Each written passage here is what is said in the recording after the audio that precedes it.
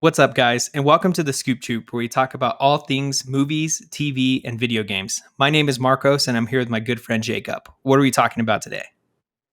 So, Marcos, today we're going to be talking about some gaming and TV news, specifically with Sony acquiring Bungie and the House of the Dragon and Lord of the Rings shows. And then, for our main topic, we're going to revisit Cyberpunk 2077. But yeah, let's just get right into it. Well, first, have you been watching or playing anything lately? Lately, I've mainly been playing Fortnite. Since they added that zero build mode, I can't keep up with the building. So when they took that out and just made it shooting, it made it a lot more enjoyable. I think it plays similar to like Halo, I guess I would say, but third person. So I've been playing that. Besides that, I've just been reading recently. I've been reading the Game of Thrones series or Song of Ice and Fire.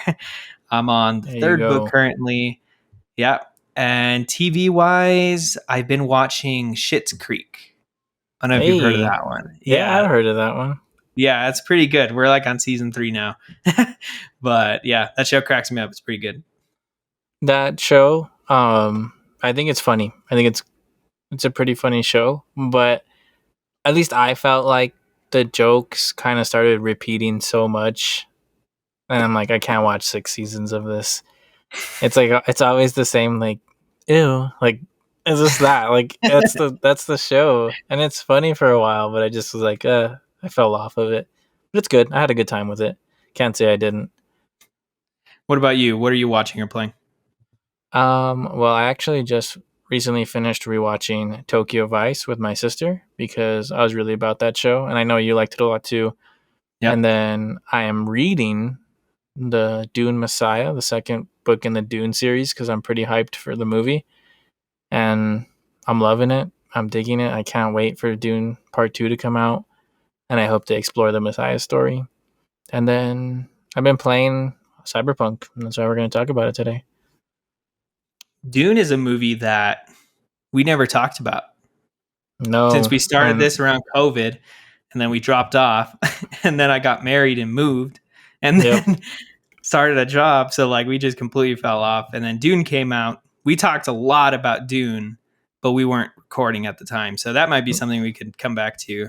Oh, Uh, heck yeah, dude. We should time it. I don't know if we should time it because it's like doesn't come out till like 2 years, but or a year, I guess.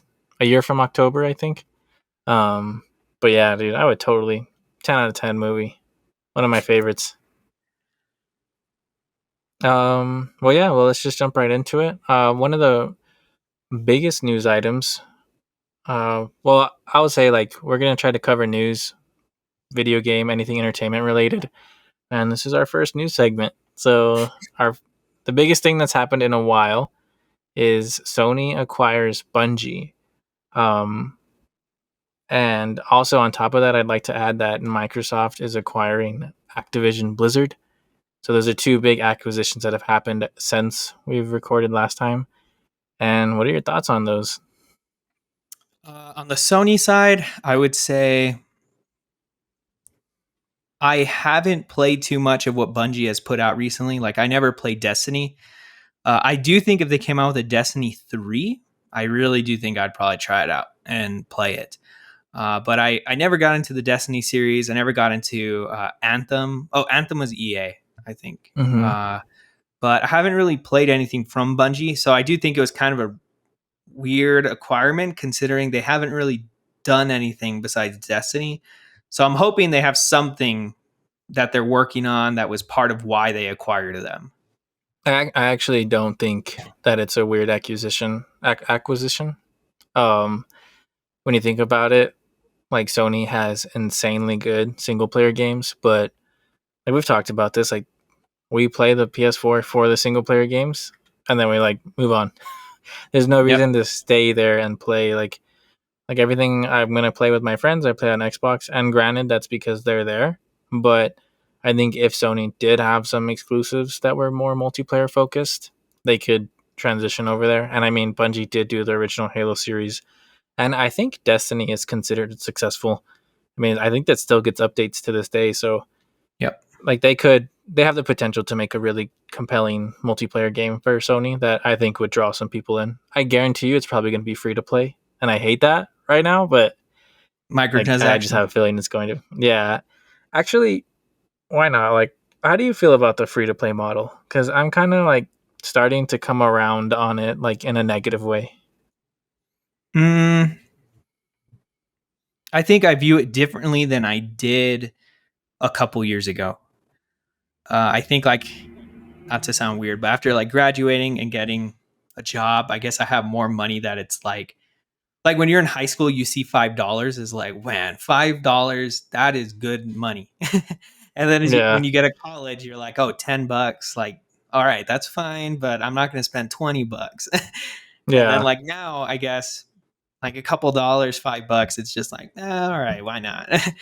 I would say I am more against aggressive microtransactions, like ones where it adds barriers to progression, where it takes out whole features of the game in a game that like might already be lacking.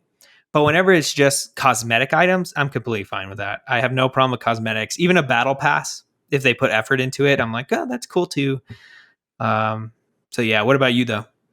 So I think obviously it varies with every game, but if it's a game I'm excited about, I would rather pay the upfront of like the $60, or I guess it's $70 now, and get the complete package than be like nickel and dimed all the way through with the microtransactions.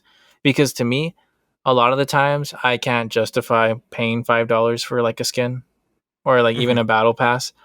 But when I see it as like a whole, like if you think about it, it's kind of like a bundle. If it's the complete game, it's just more appealing to me. And for games I'm excited for, kind of like with Halo Infinite, I think Halo Infinite, as far as I go, is one of the better ones. I think now, for a free to play model. But like if it's a game that I don't really like care about, the free to play gets me in. But I'm never gonna spend money on that game. Like Fortnite, I play Fortnite because it's free to play, but I'm not spending any money, and so I don't progress or anything like that. And then I just hop off the game sooner. So I don't know. I'm just kind of starting to be like they announced recently that I don't know if you ever played Skate, but Skate 4 is now just going to be called Skate, and it's going to be free to play. And I'm kind of like, like I would have rather just played the $50-$60 that it was going to be and enjoyed the game in its whole than like be a battle pass, be Yeah. seasons, transactions like that. I think the free to play model can fit certain types of games. Like if I'm Mm-hmm. getting a single player game, I don't think I would ever want a free to play style single player game. I think it just opens too much problems that could come up. But like for instance, Fortnite, I think they do their free to play model really well. Like you're not missing out on anything except for cosmetic items. And even then, compared to games like Valorant or really expensive microtransactions, Fortnite's pretty cheap. Uh, I think even Call of Duty, I never got into Warzone, but from what I've seen, I guess it seems like they do theirs decently. Uh, the free to play, I think, can fit games that have already made a ton of money to where it's just like, let's just make this thing free. Like everybody's playing it and we'll just add some cosmetics, but not get too greedy with it. I would say a company that really needs to modernize the way they handle stuff. And this kind of goes into another one of the new segments that you talked about is Blizzard. So Mm-hmm. Blizzard in these past years has just, goodness gracious, has that company gone through some bad stuff with game releases like Diablo Immortal or the Diablo 2 remaster. Um, World of Warcraft just really losing their fan base to other games like Final Fantasy 14 and all of the, what was it, the like sexual harassment charges of like the executives. Like that company has gone through a ton of stuff. But Microsoft recently acquired them, and up to now, I can't say I've seen a change in the company. I think that it's still very new, and they're starting to kind of move away from maybe the old style. But I definitely think they need an overhaul of how they run their company, and also who's in leadership there. So Yeah, I think the Microsoft acquisition doesn't completely. like clear until about, I think it was a year from when it was announced or something like that. Sorry. Hmm. So though, like that change in leadership that Microsoft will do, they can't do it until they officially own the company. But they've already, I think Microsoft has already said like this is what we plan to do, kind of like we're going to address this stuff. Which I mean, of course they have to say that. We'll see if it actually comes through. Yeah. But Microsoft has been pretty solid lately, so I believe that they'll turn around. But to be fair, Diablo 4 looks pretty naughty, dude. Trailers are great. At least in my opinion. I saw some people saying that they were like, about it, but to me, looks great. I can't complain, and I'm pretty excited for that one.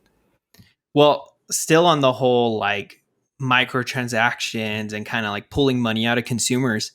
If you look at World of Warcraft, which like started the whole MMORPG genre and has been one of the most successful games, I would say, in like gaming history, from as far as an impact it's had. Talk about an aggressive like approach to charging consumers. You're talking about a $60 expansion every year, every 2 years, $15 a month, cosmetics that are around $25, and they're losing players like crazy to other games, and people are saying the content isn't up to par. So with the Microsoft acquisition, I'm really hoping that they will switch it to a free to play game.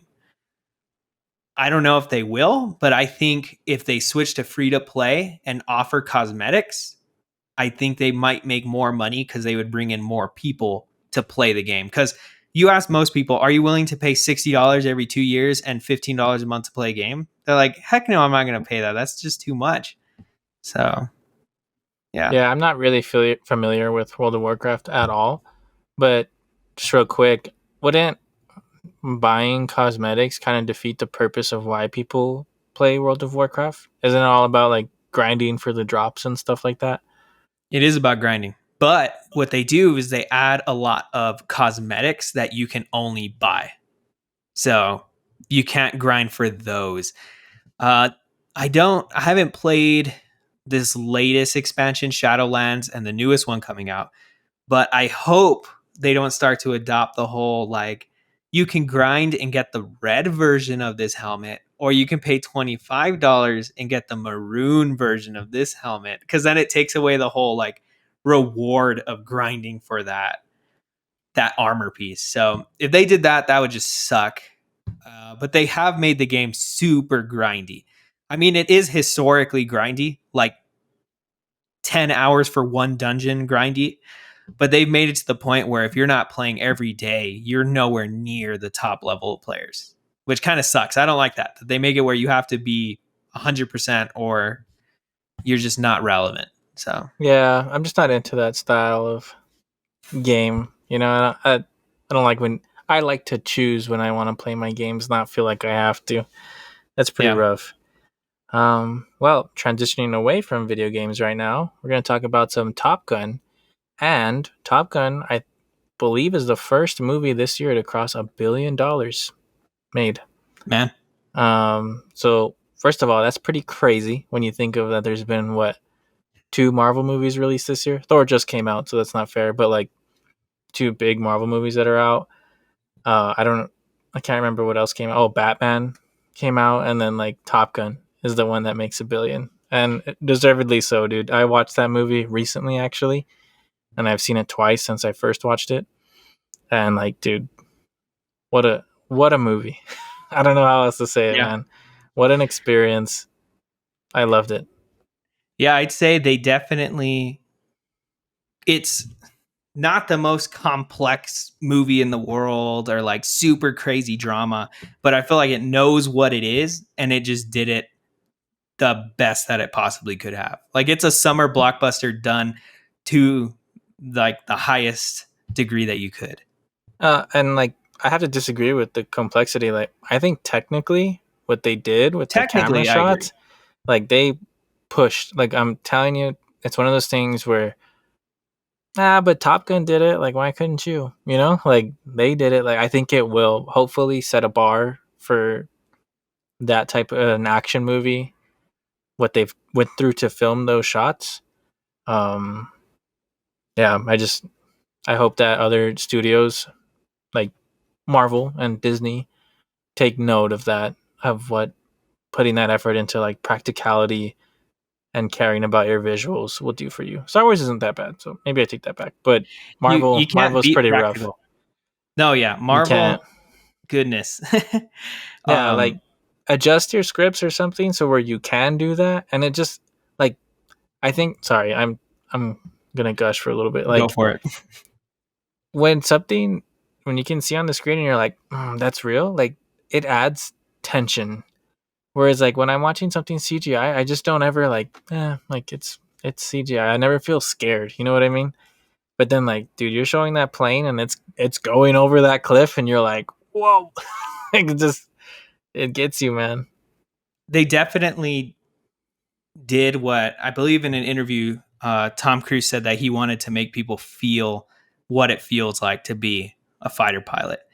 And I would definitely say, like, when you're watching it, you feel like those G forces. You feel like, man, this is fast.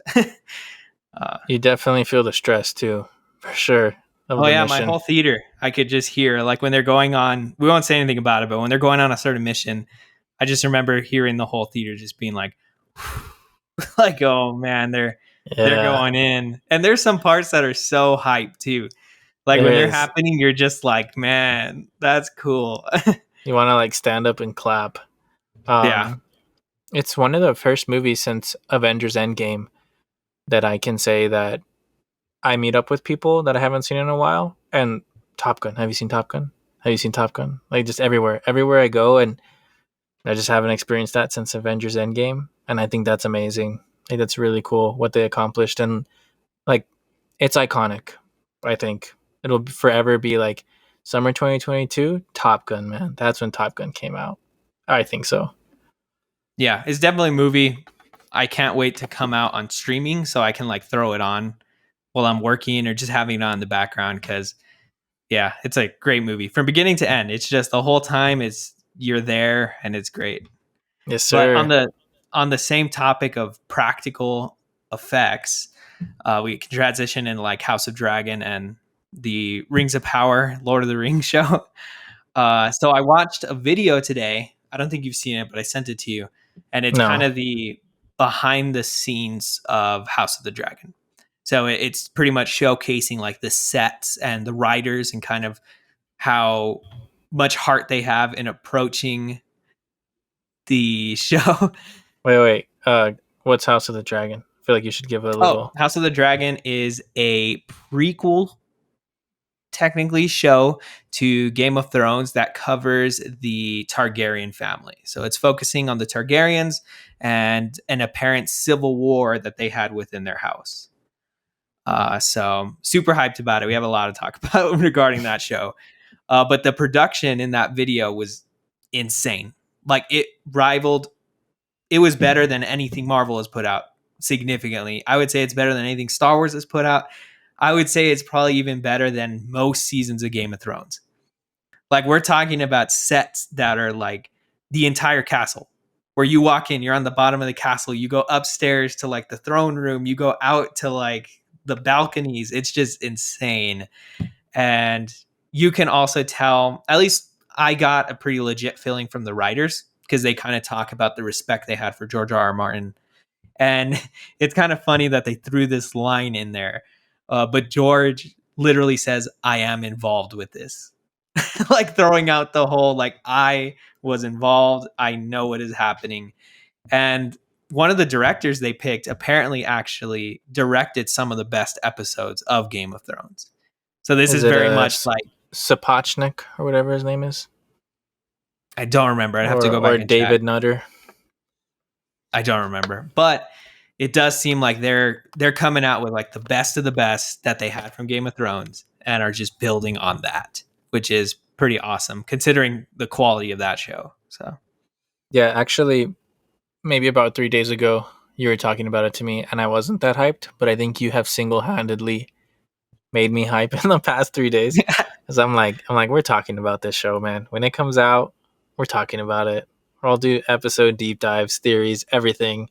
Don't read it so we can do theories because that's not. yeah. Well, Uh, I was telling my wife that I really like how I haven't read Fire and Blood, which is House of Dragon is based on a The source section of material. Fire and Blood. Yeah. I haven't actually read it, but through reading a game, the Song of Ice and Fire, I've been able to see that there actually is a lot of little nuggets that kind of build that backstory a little. So part of my hype has come from reading Song of Ice and Fire and seeing like a name drop and being like, oh, dude, that is from House of Dragon. Like this person has some type of significance. So that's been really cool. You can see already how House of Dragon is just building up a Song of Ice and Fire, which I love that about different shows. So You couldn't have started a Song of Ice and Fire at a better time. Like by the uh time you get into, like, you're probably gonna finish book 3, right? Before yeah, it comes out, and you're gonna be like midway through book 4, and you're gonna be like, House of the Dragon's gonna come out, man, and you're just gonna be in the Game of Thrones lore, just yeah, completely consumed. You're gonna start talking like them. Um, dude, it Good thing looks. you don't have a sister. Just I kidding. can't gush over over how great that production looks, and it kind of going to the other side of Rings of Power. I don't want to say it worries me, but I'm definitely able to see the difference in where their money's going production wise. Because at least for me, from seeing the Rings of Power trailers, it has like a very clean look, I would say it does have somewhat of a fantastical look, like a this is not our world look. There's nowhere that looks that gorgeous except for New Zealand in our world. So it's kind of crazy. Whereas you look at House of Dragon, that looks very real, to Rings of Power, that at least so far the sets seem to be a lot more processed. So Yeah, but you also have to remember that like HBO has experience, like specifically with making a show. Like, yes, there are Lord of yeah, the Rings movies out there, but this studio, and I think they do have some of the people who worked on Lord of the Rings, movies, working on the show, if I'm correct. Um, but yeah, like HBO had 8 seasons of practice. They could look back where like maybe they like, okay, we want to improve this, we want to improve this next time.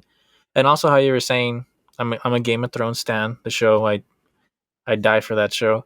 Like you're saying, like, oh, like it, rivals or is better than most of Game of Thrones. Like you have to remember, dude, Game of Thrones didn't get a big budget until like season 6. That's yeah, when they really started cranking out like the wow stuff. Um, and I think like I hope they don't lose that. I hope they don't lose that. Like if it didn't have a budget, I hope it would still be good. But they do. So now like the expectations are higher. Like don't mess it up, and I don't think they will. But I'm excited, man. Like we're gonna talk about it, and I think I'm excited for the Rings of Power too because although you're right, it does look different. It looks good.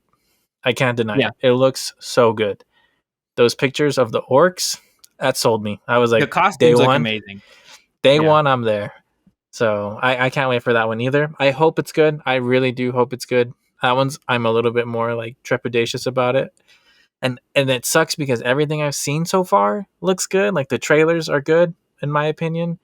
Like they're engaging and they keep me interested. Like I want to find out more about these characters. So if it fumbles it, I'm gonna feel a little like, dang, I trusted you a little bit. You got me yeah, hyped and you did that.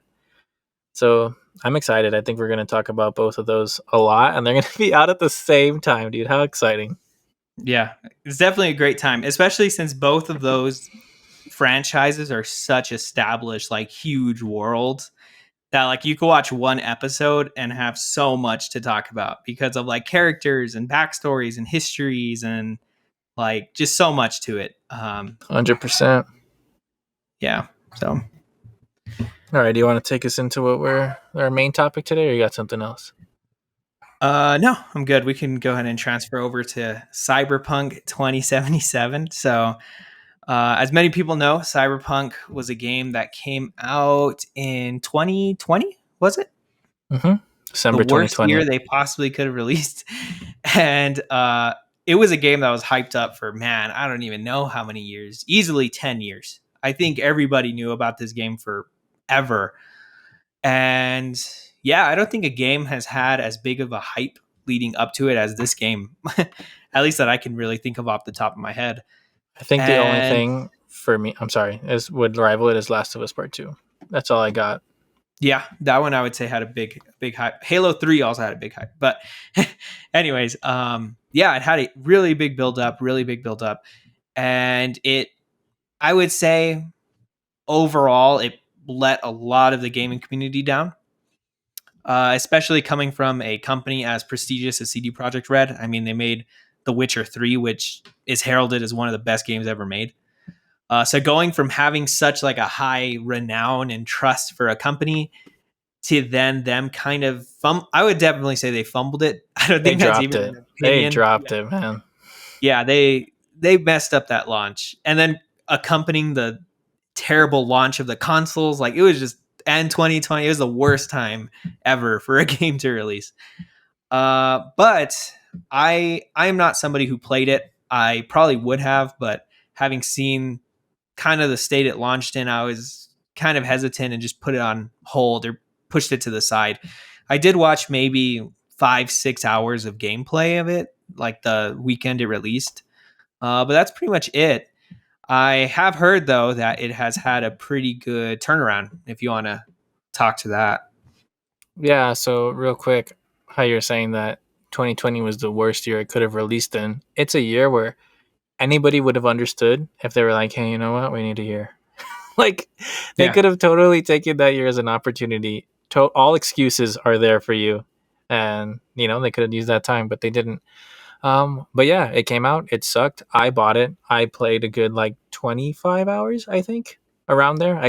I tried to check, but I think I had deleted my file and already. going What? I'm sorry. and still going. Oh yeah. Well, now I'm at like 80, something like that. But uh, yeah. So it came out. I played it.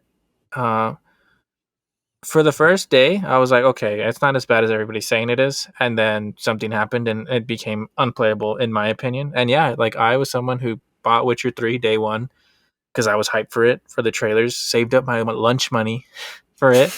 Um, yeah, and it was like it's arguably my favorite game of all time. And I think, yeah, it was a lot of people's, and people, it was such a good game that it became like CD Projekt Red instant buy. Like everybody was like, we have faith in them. Yeah, Like they built so much trust from that game. the chosen ones. Yeah, and whether that's like a our problem that oh, someone made one really great game and you're gonna just assume every game's gonna be that good. Maybe that there's a lesson there, but yeah, like that's what happened. And they came out and they did this and they burned a lot of people. They made a lot of money and they've corrected it. It took 2 years, but now I've been playing it, like I said, for like 80 hours, still going, and I love this game. I I want to give it a 10 out of 10, but I think actually I'm gonna have to give it a 9 right now because there are some things that hold me back a little bit. But I think it's a game that right now when nothing's out, go get it. Like you can get it for $30, probably cheaper if you have like a PC. Yeah, or like if you find a physical version, you could get it really cheap, and it would probably be one of your best experiences of the year with Elden Ring being out. Like me personally, it's equal to Elden Ring for me of like good gaming experiences, and that's saying something because Elden Ring is phenomenal. Mhm. Um, so yeah, so I think to get into it real quick, I kind of want to read what people said. I'll read one good review of 2020 and run one bad review, and I'll tell you like how I feel about them now. Um, so PC games. The setting is refreshingly different and can only be compared with Deus Ex, even if CD Projekt Red has a whole lot more to offer in terms of style. I also really like the great characters, and I'm not even talking about Keanu Reeves here. I especially took characters like Judy, Panam, Delamain into my heart and followed their subplots with almost more joy than my own main story. As a role playing game, it offers me exactly the right mix of profound character system and gripping combat action. I'm already looking forward to another round in which I'll try a completely different approach. I actually find it rather positive that it's not as extensive as The Witcher 3. Yes, the game still has a surprising number of unpolished edges, and yes, there are a few small imperfections that I don't really like, but I just hope for the first patches, because in the end, Cyberpunk 2077 is a great game that you should have played even with these corners. I completely agree with everything that said. Like, if that review was written in 2022, I'd be like, that's how I feel. The characters, amazing, out of this world, rival like the best of characters in the game, and like me and you both care about characters and story a lot. Hmm. Um, the world is fascinating. Like I really liked Elden Ring's world, but this one beats it by a mile. Like the stuff that like you see stuff and you're like, how'd that get there? And you just think about it, or like you see like a spaceship flying above you, and you're like, I want to know the name of that spaceship. And you do get lore that you can read a lot too. There's a lot, and it's like the fall of blah blah blah blah blah, or the fall of the network and stuff like that. The only thing about that is the text and the color. Like I don't like reading it; it hurts my eyes. But it's there, and it's cool. So yeah, I can 100% agree with this review. But I think it's weird that it came out in 2020, because the imperfections in 2020 weren't small. Um, Yeah. and I guess to counterpoint that, here's a review from GameSpot, um, that's a little bit on the other side. Your mileage may vary, but in our experience, the bugs are obtrusive and substantial across the board, often forcing us to reload saves or exit the game entirely. It's hard to get really into a world you constantly have to leave, but then it's hard to get into Cyberpunk 2077's world in general. So much of it is superficial set dressing, and there's so much happening all around you, ads going off, gunfights breaking out, text coming in about cars you'll never buy, that a lot of the game feels like fluff. The side quests and the characters they showcase are the shining beacon through the neon soaked bleakness of Night City, and they give you room to explore the best of the core RPG mechanics have to offer. These are what carried me through an otherwise disappointing experience. That review sums up perfectly how I felt in 2020, where I was like, there's a good game here, but it's buried. And I think it Hmm. sucks. So here's where I'll open it up for you to kind of like maybe poke and prod me a little bit. Like you have questions or anything, because I'm trying to convince you, I guess, in this podcast right here. um, so for me, I preparing for this podcast, I went on the Microsoft Store and was reading the reviews of Cyberpunk. Um, at least with the way the Microsoft Store does them, it seems like they're all pretty much recent reviews. There wasn't any really old reviews. But as I was going through them, what I saw was that most of them were extremely positive. Almost all of them were saying this is an amazing game, amazing characters, amazing story, amazing world. But I did see sprinkled in there quite a bit was that it still had some bugs. It wasn't flawless. It was a little weird at times, but it did not overshadow how good of a game it was. Like No, people were able to accept that and overlook it because it was such a good experience. I 100% agree with that. There are bugs. The one that's most constant when I play is when you're driving. I don't know if it's because I'm playing on an Xbox One, Generation One, I don't know, whatever you want to call it. So when I drive, the game has to catch up. Because, well, first of all, the world's huge. It's a big world. It's dense. Like there's a lot in it. Um, so yeah, the game has to catch up, and I'll walk out, and it's like the audio, like the sound effect audio, because like you'll walk out and like stuff's loaded, and then all of a sudden you're like bloop, like where you're getting like mission notifications and stuff like that, and like you hear, like if you hit a car, you hear like the from like 2 seconds ago as you were parking. Um, so that's kind of like it's funky, but and it's something that like when I think of Skyrim and the bugs in Skyrim, where it's like oh like you walk into a room and everybody's in the campfire just standing there for like 2 seconds and then they pop out and it's like okay, like it's silly, it's a little like but it's part of the charm, I guess you could say. It never makes me feel like like I hate that. Whereas when I played it when it came out, there'd be times in a cutscene where a character is like this to you, holding their hand up to you, and you're like, okay, he's definitely handing me something, but there's nothing there. Like, I don't know what you want me to do. Um, so yeah, like there are bugs. I've had one bug where I had to reload to like 20 minutes back, but only once, and I've played for 80 hours. So I think that's a fair. Um, like it happens with a game that big. It happens in games that are smaller than that. If it happened more often, it'd be frustrating. But also, the game has a really good autosave system, so you don't really. If something happens like that, you could easily load 5 minutes prior and avoid it. But yeah, I mean, yeah, I think as far as the bugs go, they're there. Like if you want a perfect game, this isn't it. I would say like The Last of Us, stuff like that are way more polished, but it never feels obtrusive to me. Yeah, I think Now, the reviews that I read that were the most sucky to read, but also kind of would encourage me the most to go and actually play the game were the ones that said like it's sad that the game had a bad launch, that so many people won't see how great this really is. There was some reviews like that were sprinkled in there also, and I think those were the ones that stood out to me the most. yeah, Because I haven't come back to playing it, I haven't bought it, and yeah, I mean, me and Jacob have talked about why haven't I played it, and I told him like I don't think I really have a reason. I don't think a lot of people have like a very concrete. This is why I will not play this game. Maybe out of protest, I guess, about CD Projekt Red and the way they handled the situation. But I don't really have like a completely objective reason why. I have heard about the narrative and how great that is. I've heard about the amazing world, and it all looks great. I think I just need a little push, I guess, to play it and to get it. And we were talking a little bit about maybe what could do that for people. And at least I think it would do it for me would be if they were to release a DLC, like a real big DLC that they really put effort and time into marketing it as like this is a whole overhauled experience. Come experience it, type of a thing.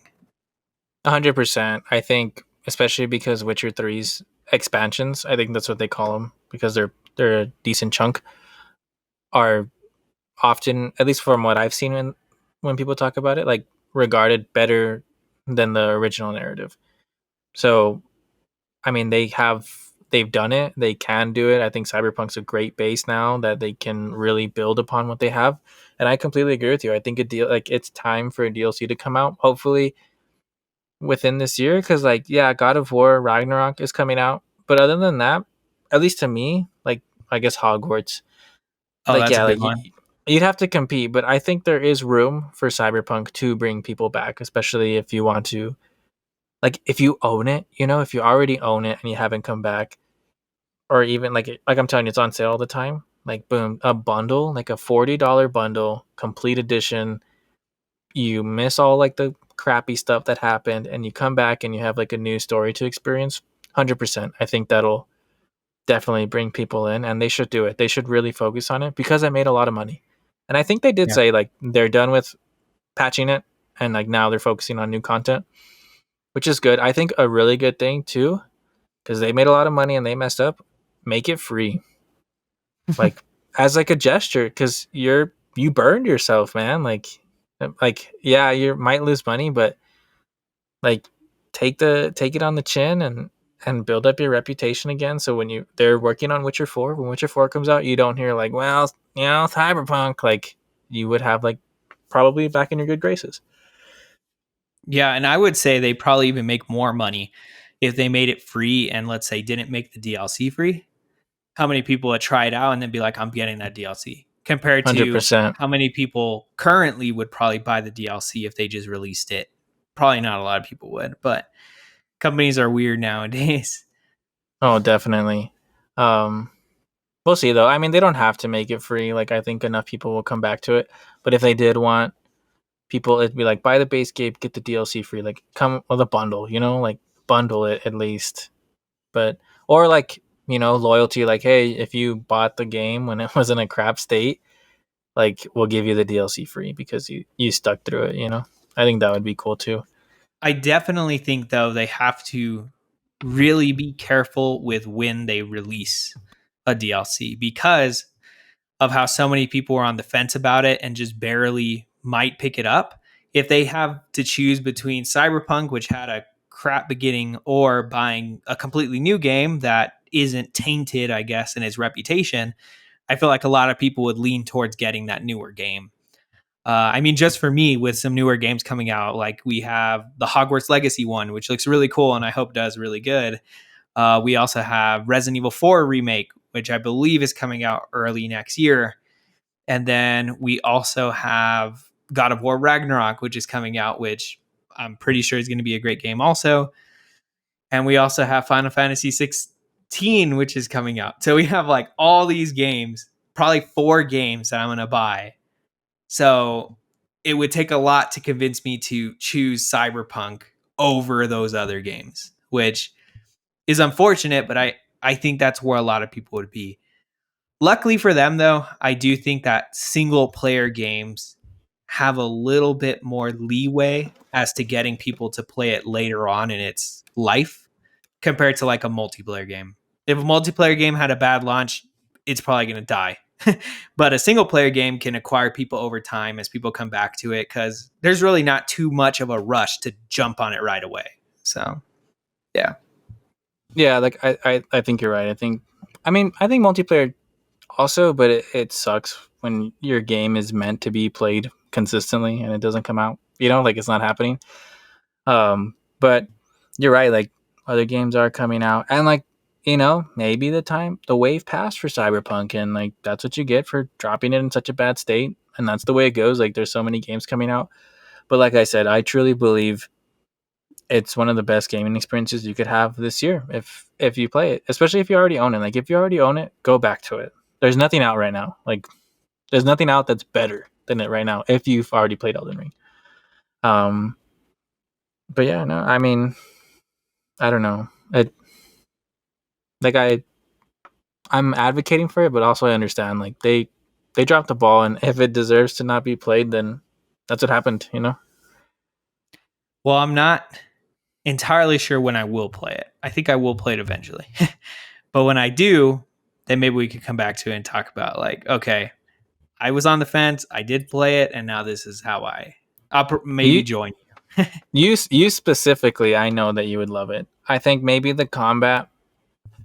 I don't know how you would feel about the combat. I'm kind of tough on like. I know you like action games. This could be an action game, but I think you miss out on it if you just play it like that, just run and gun. Because the RPG mechanics are so deep in this and the sci-fi aspect. Um, but yeah, like narrative wise, I know that you'd love it. It it reminds me of TV shows like crime drama. A lot of them like crime dramas and stuff like that. And it some of their side stories where I'm like, I need a TV show of this in this setting. I need a TV show.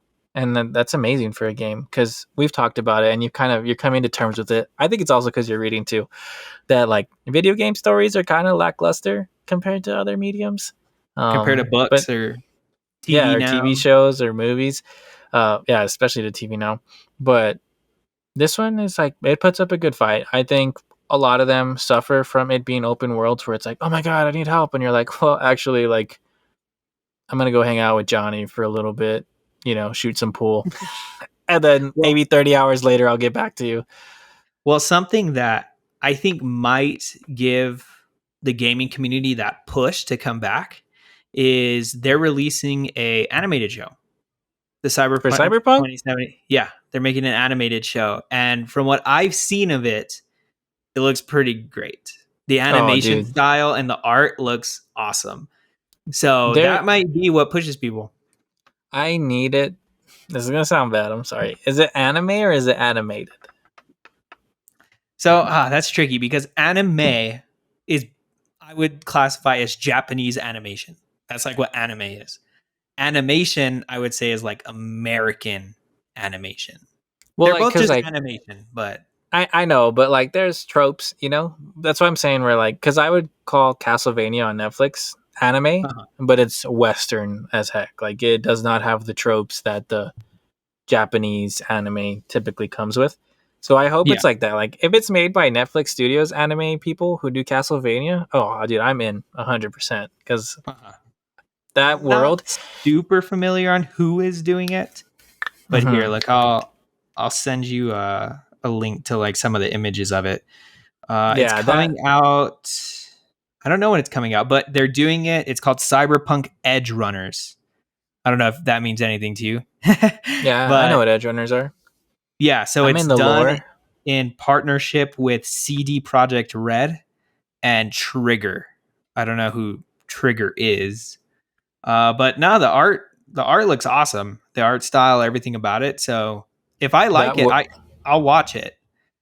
September. It's that coming out in September. There we go. That's pretty soon. that world begs to be drawn in the anime style. It Hmm. I've never seen. I'm not a big anime guy. I'm not gonna lie. But it makes me want to watch Ghost in the Shell because Uh-huh. like it's that vibe, dude. I've seen the screenshots of Ghost in the Shell.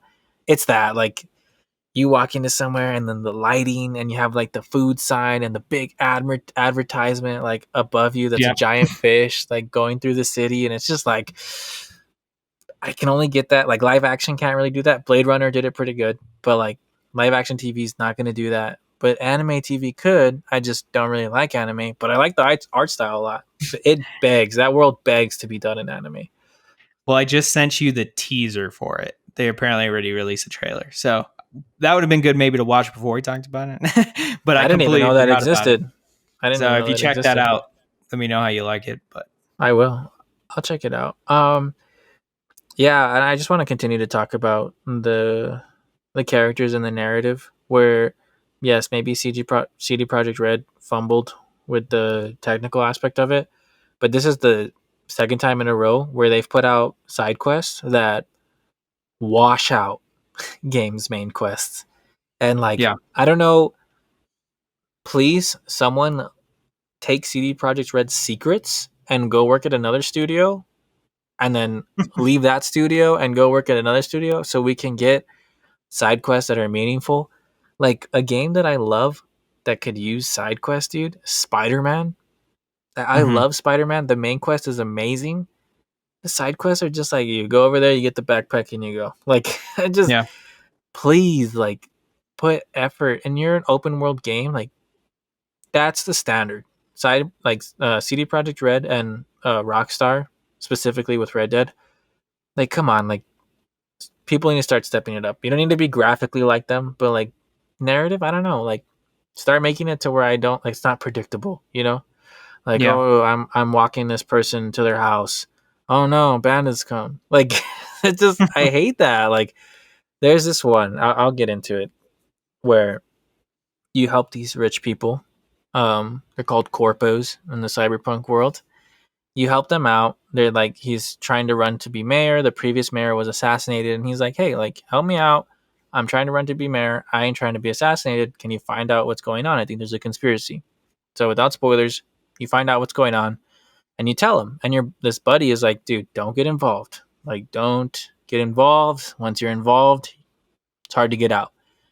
And you can choose to not tell them what's going on, or you can choose to tell them. I chose to tell them, and then later you get a call and they're like, "Hey, man, like we need to talk to you." So you go. It's like a husband and wife, and they're like, "Someone tried to kill me.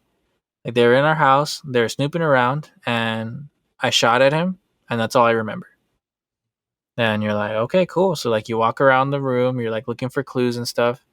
And basically, what you find is that because everybody's all hooked up, with electronics and stuff like that, and you basically have a processor in your mind that these people this person that was in his house works for an organization that was slowly trying to brainwash them in a technical term because it's like through their processing units and stuff like that, so that they were feeding them memories that didn't exist. They were feeding them like behavioral patterns that didn't exist, and they were becoming different people that would be pawns. And so you're like, oh snap, like what the heck? So you hunt them down, and then like you get to this place where they're at, and you can totally miss this because like if they get away when you're chasing them, like that's it, mission's done. But if you get them, you load up into your little thing, and then it's like remember the incredible scene where he's looking at the dead superheroes? It just starts popping up names of people who are part of the program, and Hmm. then like you're like fry because you're like jacked in, and it's like you don't know who you're messing with. Like leave us alone. Like we know who you are. We can get you if we want to. And then like it's like your buddy's like, hey, like Keanu Reeves. He's like, drop it. Don't mess with this. Like it's done. Like this is too big of a power to mess with. And then you can choose to like tell the truth and stuff like that. And then like, well, I told the truth and stuff happens. And I don't know if that mission's gonna keep on going anywhere. I hope it does because it was like amazing. But man, like stuff like that. Like, come on, that could be a TV show. That could be a whole season of a TV It's pretty show. cool.